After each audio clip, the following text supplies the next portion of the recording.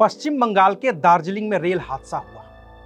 त्रिपुरा से अगरतला जा रही कंचनजंगा एक्सप्रेस जिस पटरी पर थी, उसी पर एक मालगाड़ी भी आ गई।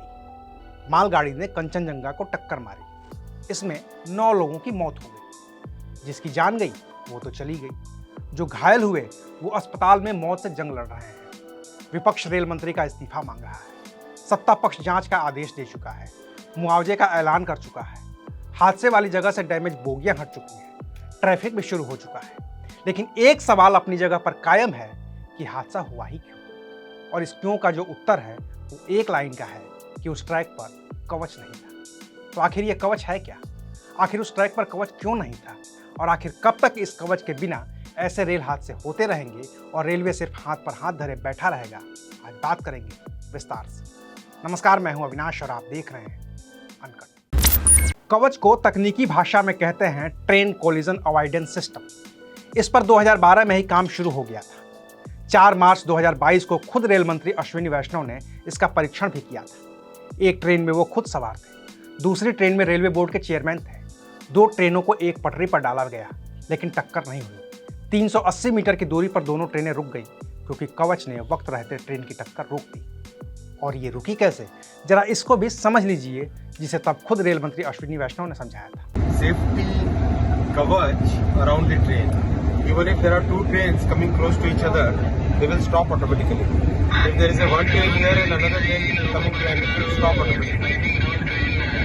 If there is a red light, this loco will automatically stop. Kind of an autopilot. Automatic train protection. Yes. इस कवच को लेकर तब बड़े बड़े दावे भी किए गए थे। और सबसे बड़ा दावा था कि हर साल 4 से 5,000 किलोमीटर के रूट पर यह कवच लगा दिया जाएगा। लेकिन इस दावे के कुछ ही दिनों के बाद बालासोर रेल हादसा हुआ। 2 जून 2023 को हुए इस हादसे में 293 लोगों की मौत हुई। और तब पता चला कि 1 साल से ज्यादा का वक्त गुजरने के बावजूद 2000 किलोमीटर ट्रैक पर भी कवच नहीं लग पाया है। बालासोर रेल हादसे की वजह भी यही थी कि कवच नहीं था। और ये तब था जब उस साल के बजट में उस रूट पर कवच लगाने के लिए प्रावधान भी किया गया था। लेकिन कवच लगा नहीं और 293 लोग एक झटके में रेल हादसे में मर गए।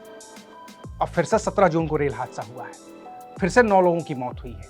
और फिर से वही कहानी निकलकर सामने आई है कि कवच नहीं था। हालांकि मई महीने में ही इस रूट पर कवच लगाने की बात शुरू हुई थी। ये भी तय हुआ था कि मालदा टाउन से लेकर डिब्रूगढ़ तक के 1966 किलोमीटर लंबे रूट पर कवच लगेगा। अभी कवच लगता उससे पहले ही यह हादसा हो गया और 9 लोगों की मौत हो गई। और जब हादसा हुआ तब रेलवे बोर्ड की चेयरपर्सन जया वर्मा सिन्हा ने कहा कि हम इस ट्रैक पर कवच लगाने का काम कर रहे हैं। प्लान है, क्योंकि ये अभी जो 3000 किलोमीटर जो इस साल कंप्लीट हो जाएगा उसमें बंगाल भी है, दिल्ली हावड़ा रूट है। और ये कब तक लगेगा, इसका अंदाजा इस बात से लगाया जा सकता है कि जब 2022 में इस कवच को रेल मंत्री ने पूरी दुनिया को दिखाया तो कहा कि हर साल 4 से 5,000 किलोमीटर के ट्रैक पर कवच सिस्टम लगेगा। लेकिन 2 साल से ज़्यादा का वक्त बीतने के बावजूद महज 1500 किलोमीटर के ट्रैक पर ही ये कवच सिस्टम लग पाया है। और अब रेलवे बोर्ड की चेयरपर्सन जया वर्मा सिन्हा कह रही हैं कि वो पश्चिम बंगाल के 3000 किलोमीटर के ट्रैक पर इस साल के अंत तक कवच लगा देंगी। We have to control human error also, जिसके लिए कि Kavach is the most important thing जो कि प्रोलिफरेट करना है। ये एक मिशन मोड में बढ़ाया जा रहा है। ऑलरेडी हमारा करीब 1,500 किलोमीटर पे ये चल रहा है और इस साल 3000 और किलोमीटर पे कवच लग जाएगा। नेक्स्ट ईयर फिर 3000 की और एक्स्ट्रा प्लानिंग है।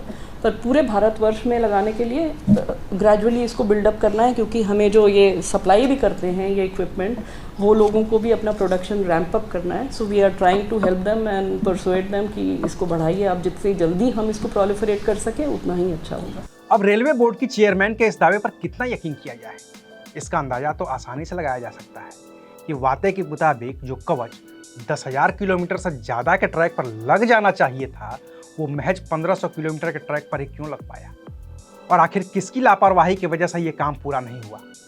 यकीन के साथ ये कहा जा सकता है कि रेल मंत्री अश्विनी वैष्णव रेलवे से जुड़े इन सवालों के जवाब नहीं दे पाएंगे, न अब जब यह हादसा हुआ है और न तब जब लोग इस हादसे को भूल जाएंगे।